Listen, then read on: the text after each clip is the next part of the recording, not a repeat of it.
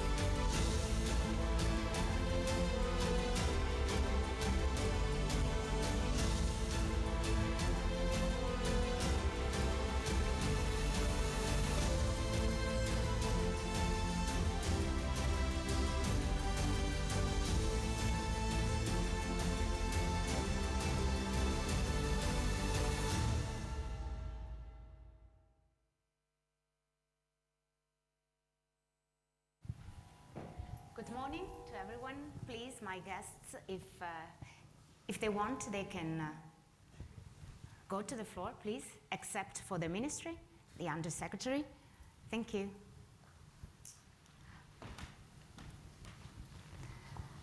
I think Mr. Nunz is over there, Mr. Minenna is here, and I'm here, right? Yes. Okay, thank you so much, and thanks to ISPI for having me. Such an honor for me to be here today. As you see, the session is about building up the supply chains of the future, given up the disruptions that we had due to the pandemic. The situation is very difficult. The international trade is predicted to undergo a very difficult times. So we will be talking about this, of course, concentrating on the Mediterranean area. So thanks to my guests. I'm very pleased to have you here. But let me start with the opening remarks made by Manlio Di Stefano, Undersecretary of State for Foreign Affairs and International Cooperation for Italy. Mr. Di Stefano, if you can go to the floor. Thank you.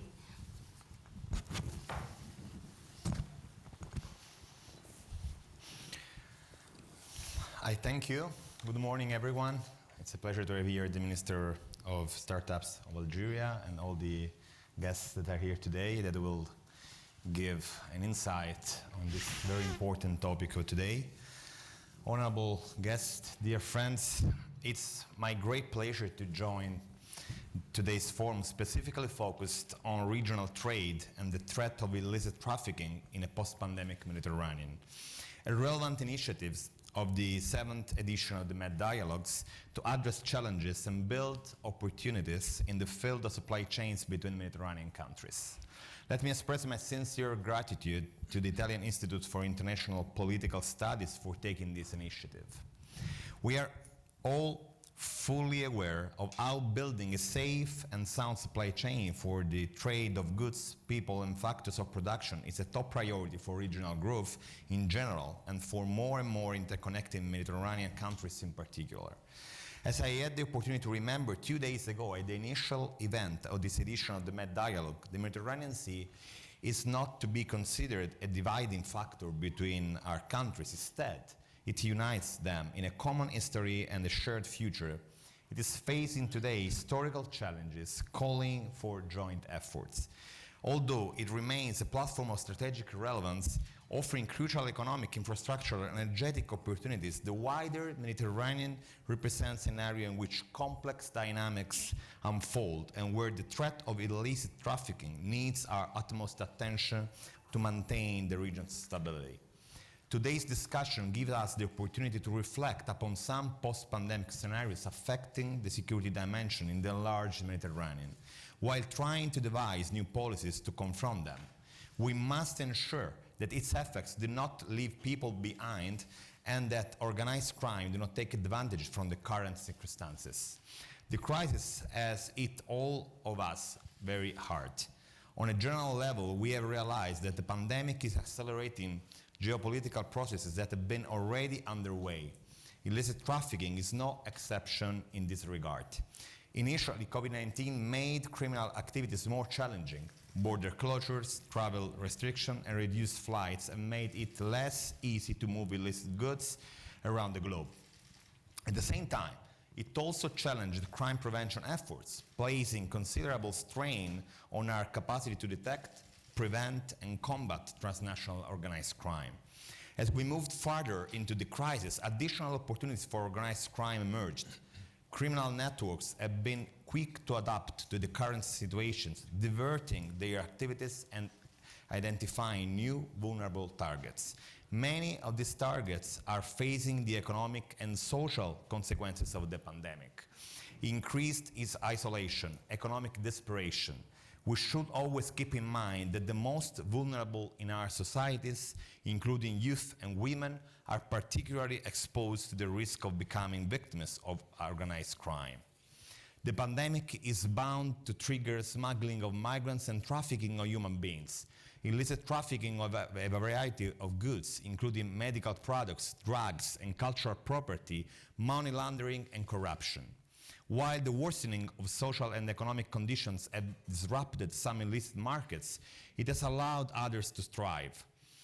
Our own collective security is at stake. The security of the Mediterranean and the rest of the world is at stake. Due to the movement restrictions, criminal networks are increasingly exploiting the opportunities of the internet to perpetrate their crimes online. Added to this is the fact that the increased use of the internet during the pandemic has increased the pool of potential victims of cyber fraud and buyers of products deriving from illicit trafficking. The fight against cybercrime is therefore an essential component of the fight against trafficking. In the face of all these challenges, it is even more important to engage in dialogue on how to overcome together this unprecedented situation. The crisis has reminded us that multilateralism is the only way forward. We must reinforce our cooperation.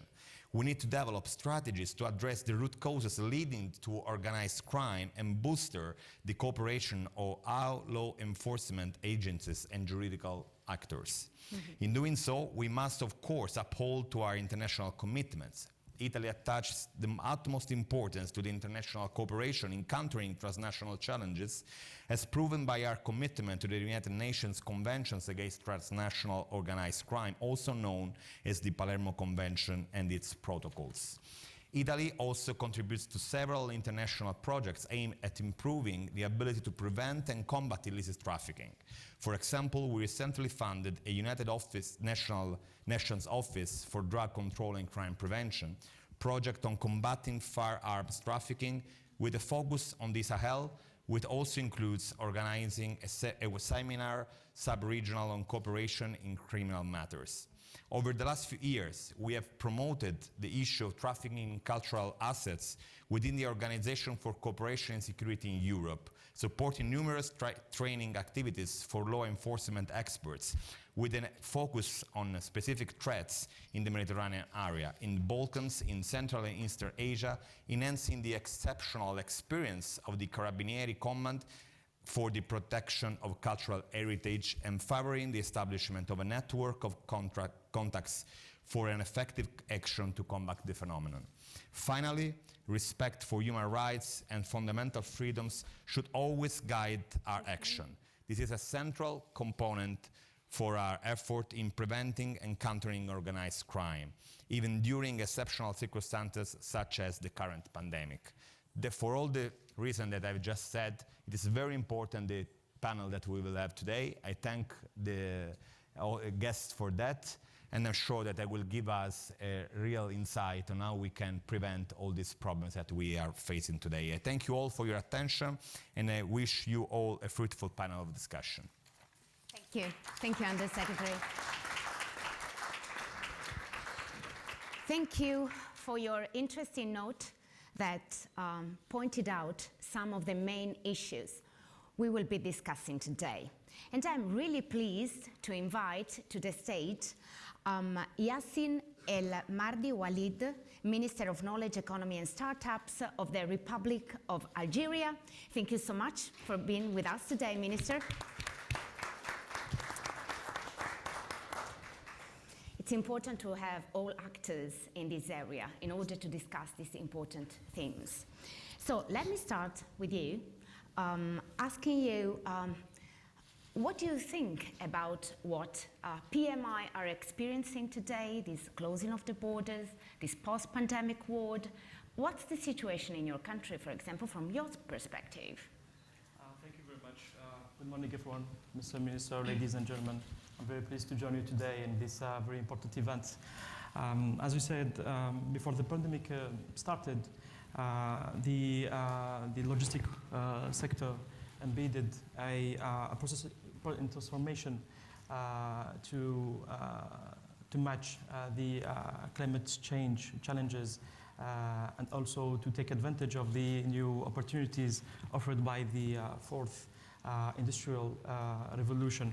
But I think COVID-19 just accelerated things up. And It's just COVID-19 is today redefining the way we interact with each other, the way we communicate, and the way we maintain our relationships. The COVID-19 have changed forever the way we work, with telework becoming a new standard. We have been also able to maintain a certain standard of education using e-learning. So I think the digital sector have been playing a very important role into maintaining the economic development, and startups did an important and a key role in this acceleration of the digital transformation. Algeria have already the Algerian government have already been supporting SMEs through various programs, and today, as we are facing challenges to diversify the Algerian economy to a more ambitious, to a more diversified, and to more innovation-oriented economy. Our ministry have been created to put in place an ecosystem that is more suitable for startups and for innovation, especially during this COVID-19 time. So we have been working in the last month to build a strong regulatory and legal framework that allows startups today to have incentives to grow faster and to benefit from a very flexible tax system, tax exemptions, and also new means of financing. We recently created also a public fund called Algeria Startup Fund, which is now allowing startups to get early access to capital, and we launched a network of accelerators to encourage entrepreneurship among the young Algerian. We believe today that the entrepreneurship is a real key to diversify the economy and to go forward for a more ambitious economy. Thank you. I will go back to you to ask other questions, but let me start introducing our distinguished guests and panelists. As usually ISPI does, it manages to find really distinguished guests. Marcello Minenna, Director, Italian Customs Agency. Alfredo Nunzi, Acting Deputy Executive Director, Governance for Europol. Blanca Moreno-Dodson, she would be linking with us today. Mrs. Moreno-Dodson, do you see me? Yes. Do you hear me? Yeah. Okay, perfect. Director, Center for Mediterranean Integration. Thank you so much for being with me today. Hafed Balhaji, Chief Procurement Officer for Philip Morris International. And Vura Lokali, Director, Risk and Claims Management Department for Arcas Holding. Thank you, all of you, for being with me today. Mr. Minenna, I'm starting this debate with you. What about, in the briefing before this event, you told me that there are many, many risks for PMI today, and they are huge. What are they? No, let me first thank the organizer for this very stimulating event and the Undersecretary for his presence here. There are many risks that have to be considered because we are experiencing a post-crisis that is definitely different from the previous one. Generally speaking, when we are in a post-financial crisis, we are used to assist to demand issues. This time, in the post-pandemic crisis, we are assisting to a supply issue. In other words, something that is very is not, coherent with our experience and also with what we study in the handbook of political economy. And this important difference land in a situation in which, according to the previous experience, all the economical and financial system has pushed the supply chain towards a paradigm of efficiency instead of resilience. Because we were used to a demand crisis and not a supply. Exactly. What are the determining factors of this supply chain crisis? First, the social distancing that has definitely changed the consumption's way of living.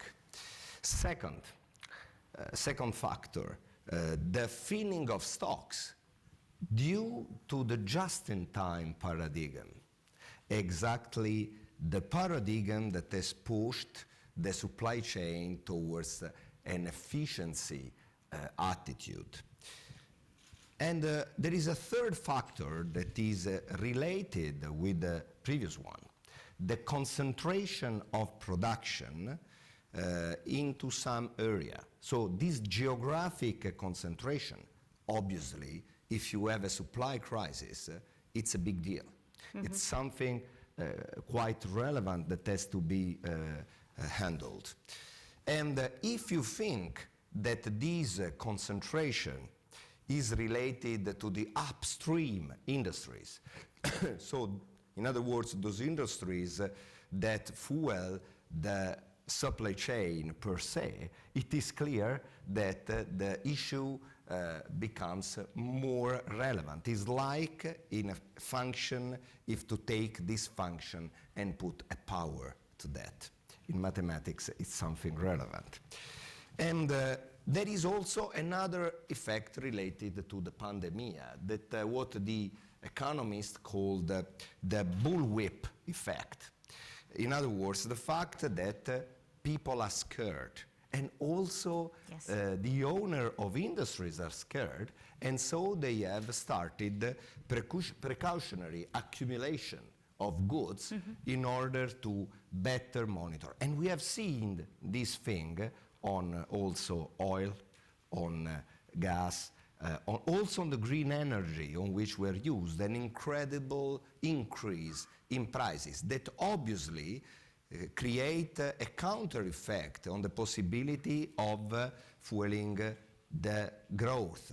And so the spectrum of stagflation is arriving in our most important continent and unfortunately also close to Europe. So what could be a solution to this situation that actually is not very nice?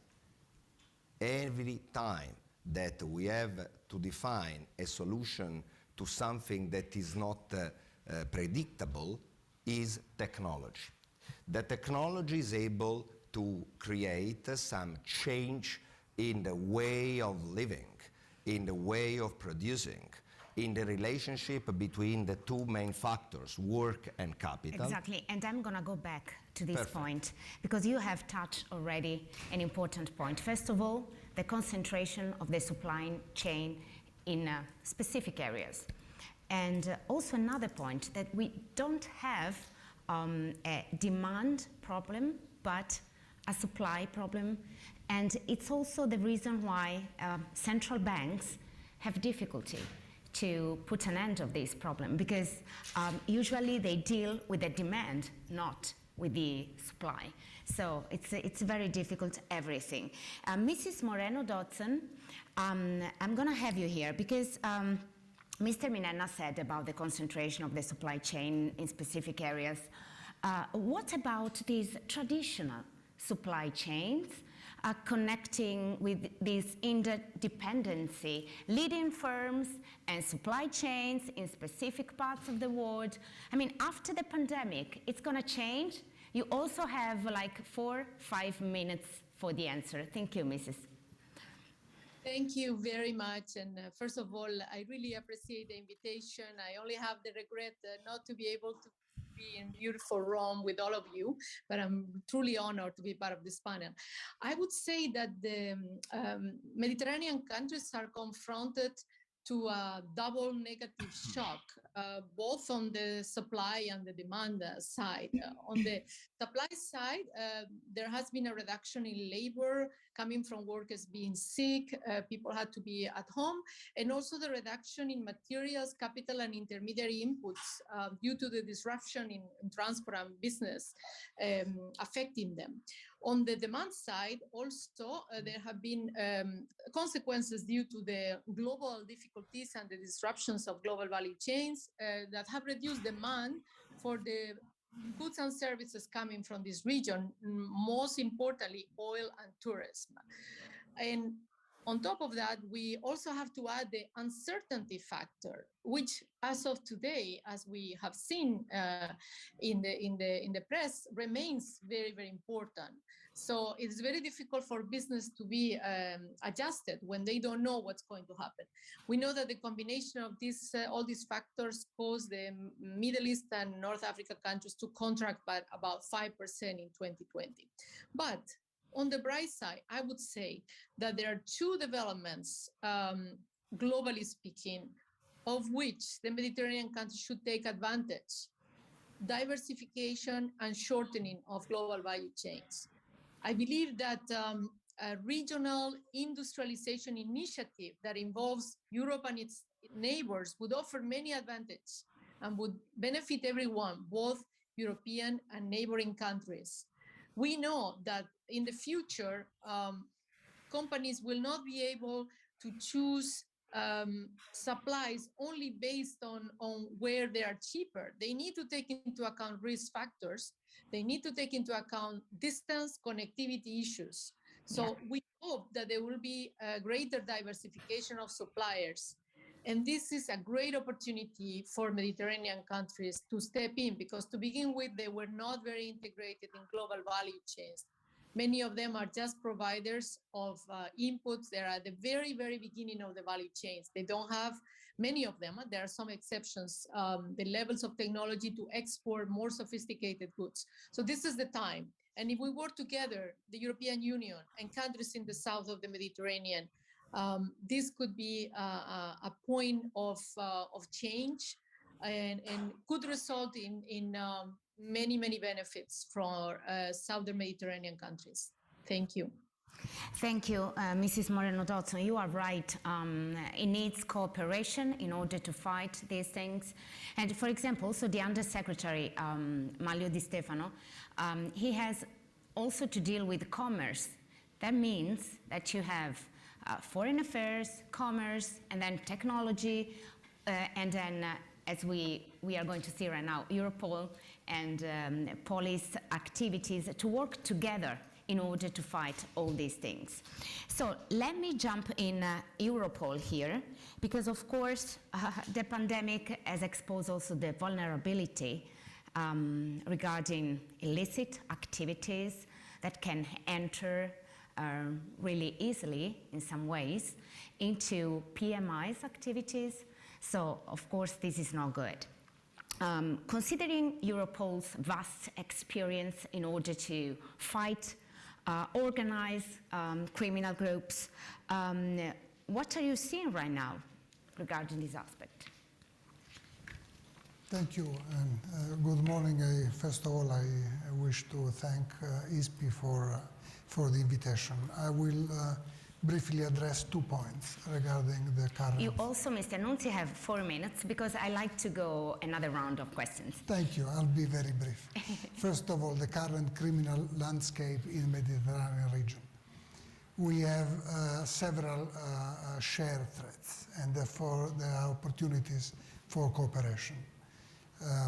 All countries in the Mediterranean region are affected by illegal migration, migratory flows, and trafficking in human beings.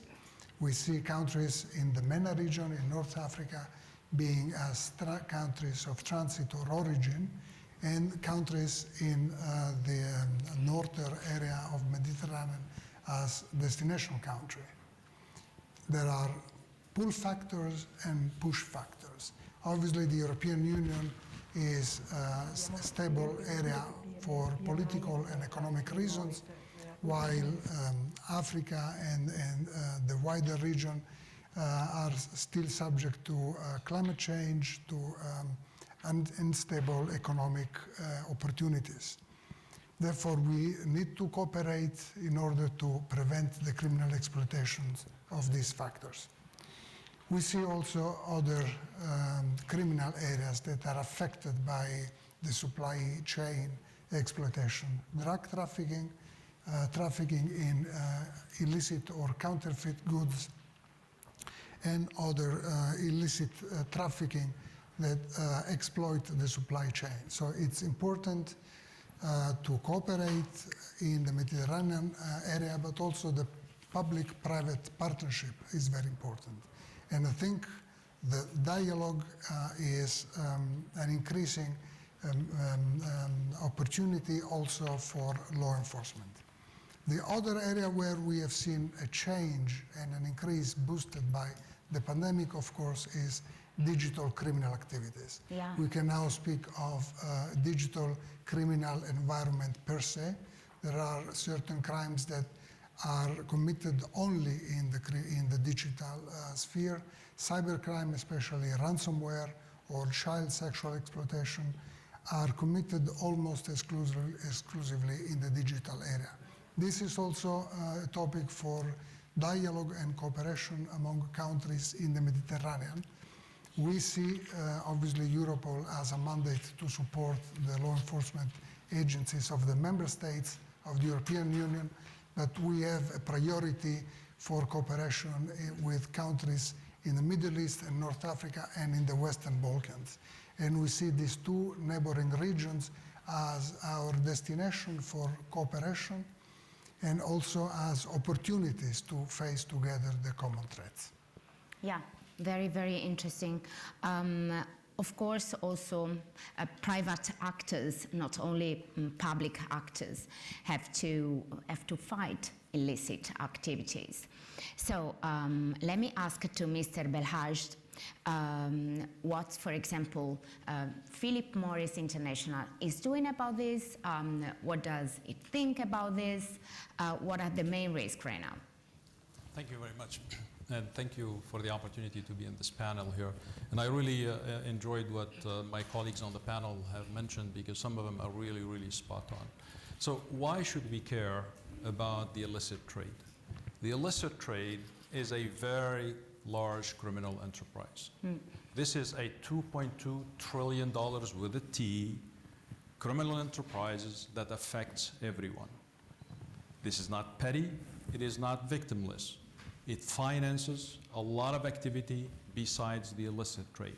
And it's usually the entry point for many more serious crimes.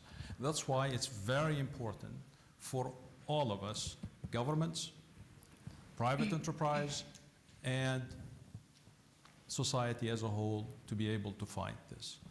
These criminals generally are involved in many other activities, like terrorism. And there was a very famous case, most of you know about it, where the actors in that case were financed through the illicit cigarette sales. Also, PMI has been involved for many, many years to be able to fight the illicit trade. And our commitment is very significant. We have worked with governments, and I'm going to mention maybe a couple of examples. We worked with the Algerian government on customs. We also work with the Department of Homeland Security on various issues. So really, we take every opportunity to fight the illicit trade, because the impact of the illicit trade is on everyone. We also need to make sure that we understand how these various criminal enterprises work. They do work as a network.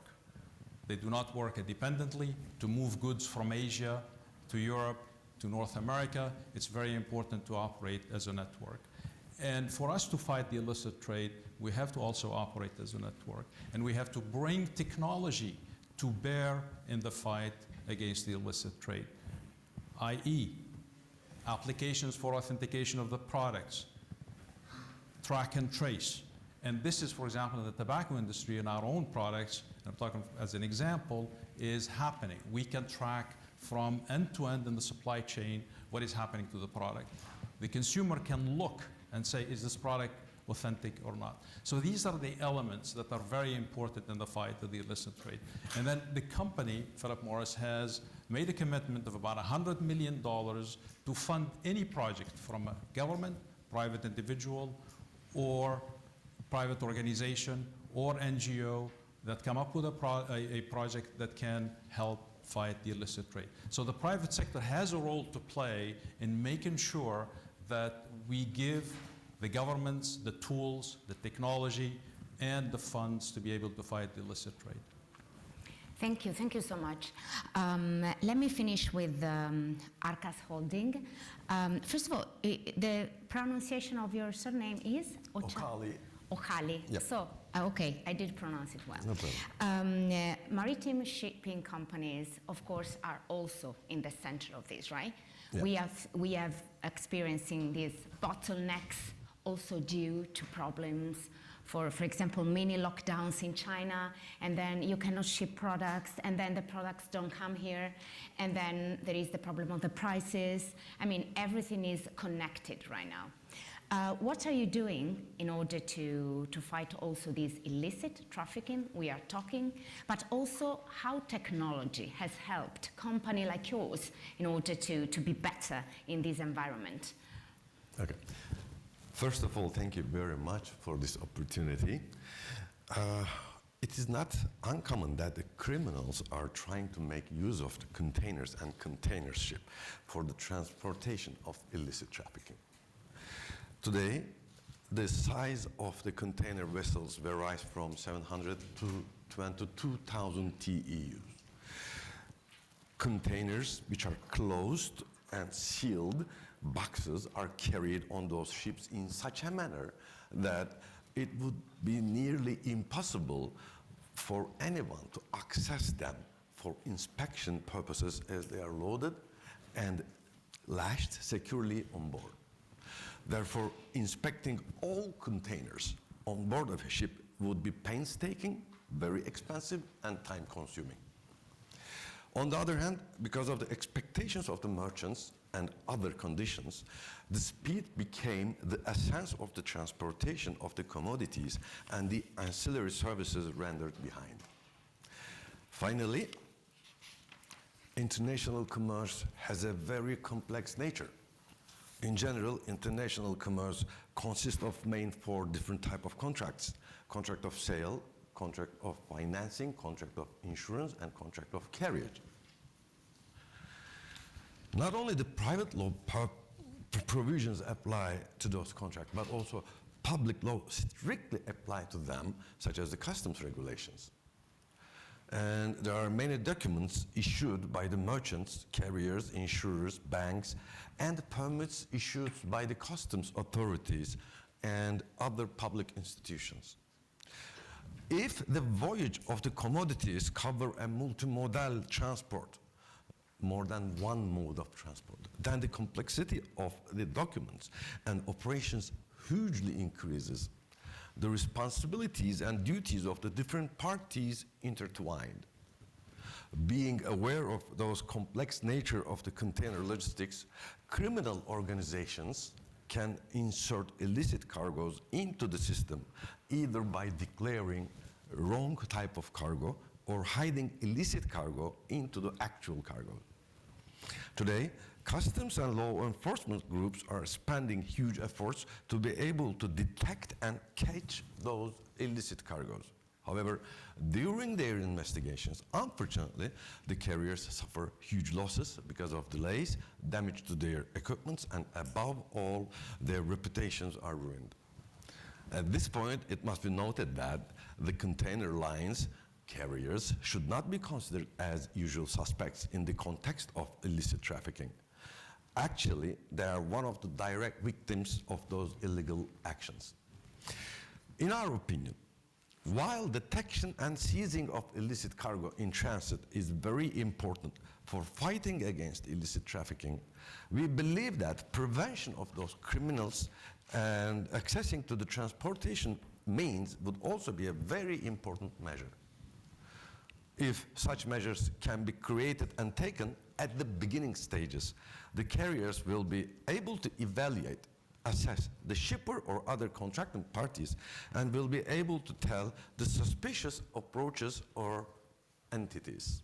However, it should also be noted that it would be too much to expect from the carriers to have the sufficient data in their hands with which they can make such assessments. Mm-hmm.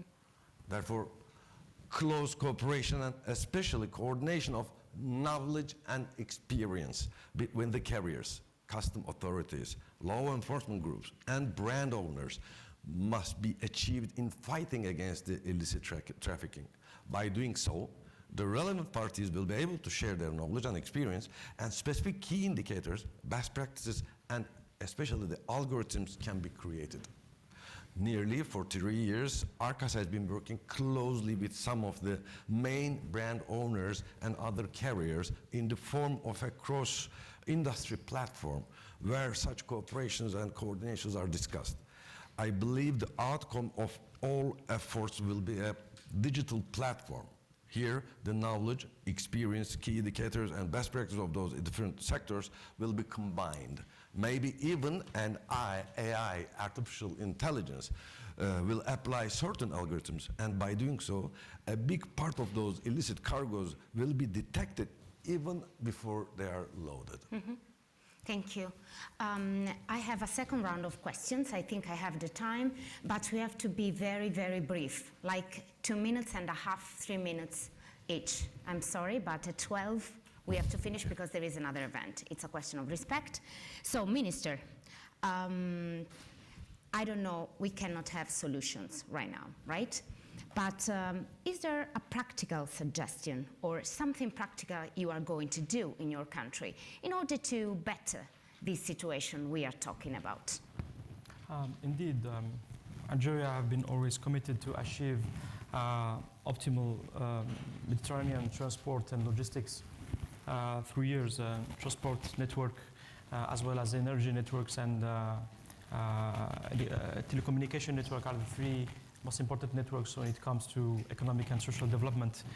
So Algeria is investing today more into infrastructure in its role as a real door to the African markets, and this goes by investing more in existing infrastructure, some like ports, and also creating new infrastructure, such as the new Hamdaniya port and the Trans-Saharan route, which is one of the biggest projects in infrastructure in the continent and maybe the world currently. We have also been working on investing more in railway through the north to south Algerian railway, which will be, in addition to the highway, a very important project to reduce the bottleneck in the Mediterranean transport. So we are committed to achieve optimal transport and logistic in the Mediterranean region, but we are also committed to step up the efforts for a decarbonized means of transport. Mm-hmm. Algeria have started a very ambitious program in the green hydrogen production, as well as the blue hydrogen production, which is based on gas.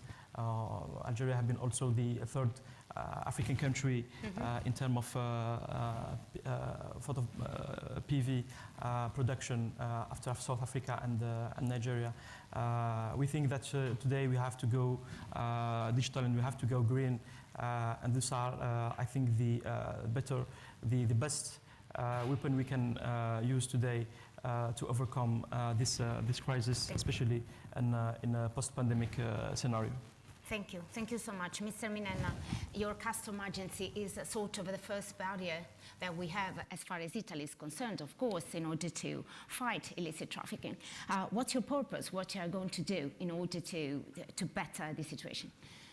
You know, illicit traffic of currency and goods, underbilling, counterfeiting, money laundering, it's clear that these are aspects that have to be enforced. Hopefully, before that, the oxen have escaped from the pen. In this field, I think that what is the most important action is the regulatory surveillance. Has to be defined proper rules in order to prevent these issues. Just an example, in these months, we are discussing in Europe about the excise directive.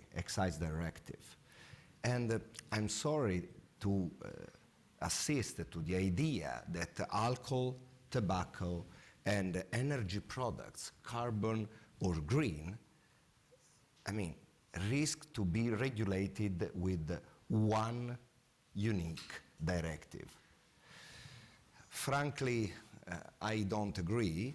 I think that it's important to, fit the rules to the issues that have to be analyzed, regulated, in order to have a better enforcement. I can accept similar regulation in the 70s of the previous century, to be honest. But in this moment, it's something that has to be better customized. Yeah. On the other side, instead, to have one entry point with the customs single window for the European Union, it's an important stuff. Yeah. And last but not least, all the customs authority has to be internally regulated in the same way with the same strength, power, and coordination. For example, Italy is still the unique agency that in this moment all over Europe is not part of the Europol. Sooner or later, we have to take care of that. So, Mr. Nunzi, let me bring you here. What do you think about it? You cannot talk about this issue. The issue raised by Mr. Minenna is a national prerogative. Yeah. Also, Italy, it is true, is not the custom authorities are not considered a competent authority to the effect of the Europol regulation. Italy also has, quite uniquely in Europe, a very strong financial law enforcement agency, the Guardia di Finanza, extremely effective, and therefore it's a national responsibility. I agree with Mr. Minenna, the role of the custom authorities is essential in the fight against organized crime trafficking.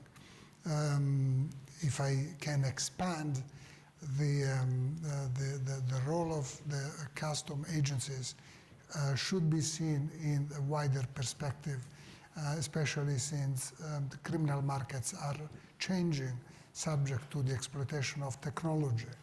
And in that sense, I think also the role and the activities and the legislation regarding law enforcement activity should be adapted and should be tailored to new criminal threats.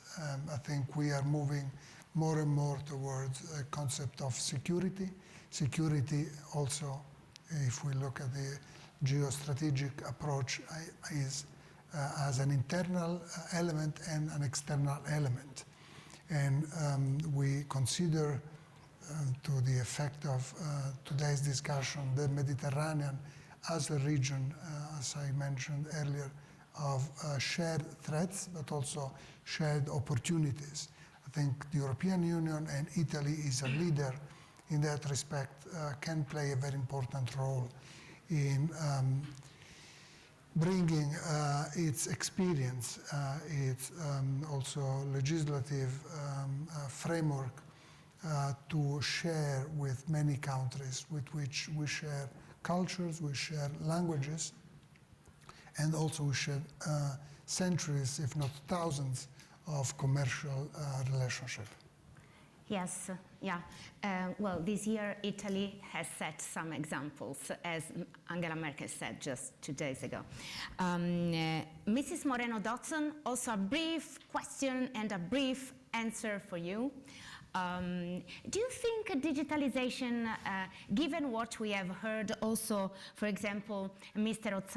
O'Hally, who have talked about algorithm, so technology should be really a game changer, used in a positive way. Do you think it's going to be a game changer?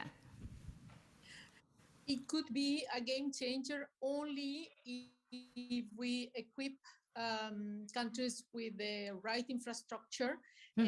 Digital services could help counteract the negative effects of, for example, very centralized systems. If we talk about the healthcare system, for example, it should also help to improve access to data and enhance efficiency. However, to ensure the benefits of digitalization, there are some important challenges to overcome. For example, Southern and Eastern Mediterranean countries are lagging in terms of digital readiness of human capital, with the exception of Jordan. All of them rank below the EU 27 and comparable averages in other parts of the world, like Asia. Also, the performance of Mediterranean countries in terms of digital readiness for business seems insufficient.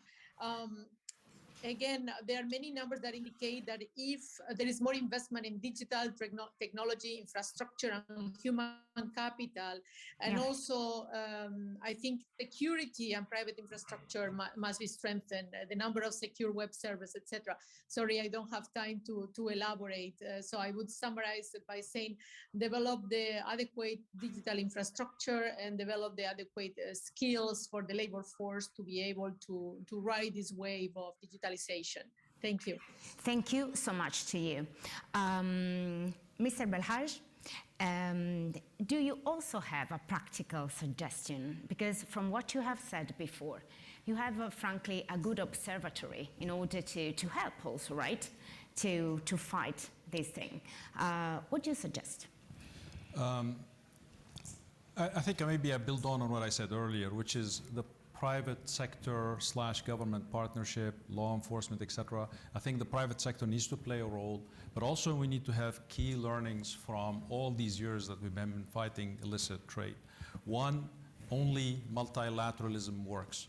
I think things like the FCTC protocol on the illicit tobacco is very, very important, and we encourage countries to join that, especially in the Mediterranean basin. We also need to bring technology to bear. We need to stay ahead 2 steps of the criminals, because the criminals have no rules. They just basically flout all the borders, all the technology, all the private data issues, etc. So it's very important for us to have the tools to stay ahead. Also, it's very important that we continue to work together, all in tandem, to be able to bring attention to the illicit trade issue. Today, the illicit trade, for example, is very normal. In many countries, you walk around and you see in front of the police station people selling illicit cigarettes or illicit luxury goods or whatever. So this kind of helps the normalization of the illicit trade, which is very, very important for us as government and private individuals and private sector to be able to fight that. In addition, also, we need to make sure that we put the right sanctions, the right rules, the right legal framework to be able to impact the illicit trade. So this is a work that needs to be done by all the parties, and I think if we work together, if we stay ahead of the criminal organizations, I think we can make impact not only on the illicit trade, but also on the funding for many of the activity that destabilizes many countries. And I'm going to take an example, for example, Libya. Libya is a market of about 7 billion cigarettes. And what is shipped to Libya is about 29 billion cigarettes. So the 22 billion cigarettes that are shipped to Libya, where are they going? They are going, of course, to fund the conflict, to fund arms, to fund all kinds of criminal activity. So it's very, and also destabilize some of the neighboring countries. So it's very, very important. This is not the fault of Libya, but I think this is just an example how the illicit trade participates in the destability of the region, and I think we have an obligation, all of us, to fight it. Well, it's a good and practical example. The problem is that technologies can be used in a positive way, but of course can also be used in a negative way. I remember the reaction of the markets where a drone attacked oil facility in Arabia. So it's a problem, of course. And in this country, we have a lot of small, medium enterprises, so it's very also difficult for them, right? Because they don't have the tools in order to fight these things. Mr. Okali, I just conclude this panel with you. Do you also have a practical suggestion? Well, yes, I have. Actually, in my previous speech, I mentioned about cooperation and coordination and sharing knowledge and experience, but I didn't touch the data. The data exchange between the parties are subject to many regulations, like anti-competition, antitrust issues, or trade secret issues, or personal data protection regulations exist on those issues. Therefore, in order to be able to achieve effectively on this issue, first thing first, some regulations should be amended in a way that where such data can be exchanged without harming, of course, the private issues and effectively raising any other or breaching any other regulations. On the other hand,